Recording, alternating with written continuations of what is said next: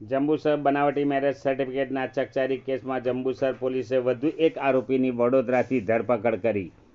શિક્ષકની 24 વર્ષીય ડૉક્ટર પુત્રીને પ્રેમજાળમાં ફસાવી ભગાડી જવાની અને બોગસ કોર્ટ મેરેજ સર્ટિફિકેટ બનાવવાની ઘટનામાં મોટો ખુલાસો થયો છે. અગાઉ કરજણના કિયા ગામના યુવકની ધરપકડ બાદ પૂછપરછમાં વડોદરાના ભરત રયજીભાઈ વણકરનું નામ સામે આવ્યું હતું. Police sub inspector K B. Rathwa અને ટીમે બાતમીના આધારે વડોદરાના વાઘોડિયા રોડ પરથી ભરત વણકરની ધરપકડ કરી છે. લગ્ન નોંધણીની બોગસ કાર્યવાહીમાં તેની મુખ્ય ભૂમિકા હોવાનું સામે આવ્યું છે. હાલ પોલીસે આ બોગસ સર્ટિફિકેટમાં કયા દસ્તાવેજો વપરાયા અને અન્ય કેટલા લોકો સંડોવાયેલા છે તે અંગે વધુ તપાસ હાથ ધરી છે.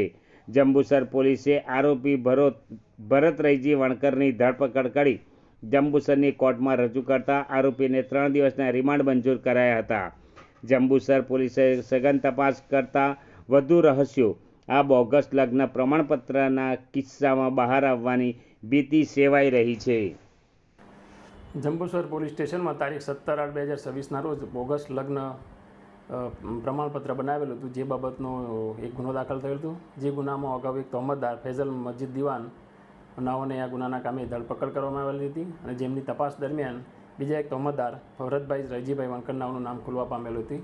તેઓને પણ ગઈકાલે જંબુસર પોલીસે આ ગુનાના કામે અટક કરેલ છે અને એ ગુનાની તપાસ દરમિયાન આજરોજ નામદાર કોર્ટમાં રજૂ કરતાં તેમને દિન 3ના રિમાન્ડ મળેલ છે અને આ ગુનામાં હજુ પણ બીજા જે પણ વ્યક્તિઓ સંડોવાયેલ છે તેમની પણ ધરપકડ કરવામાં આવશે.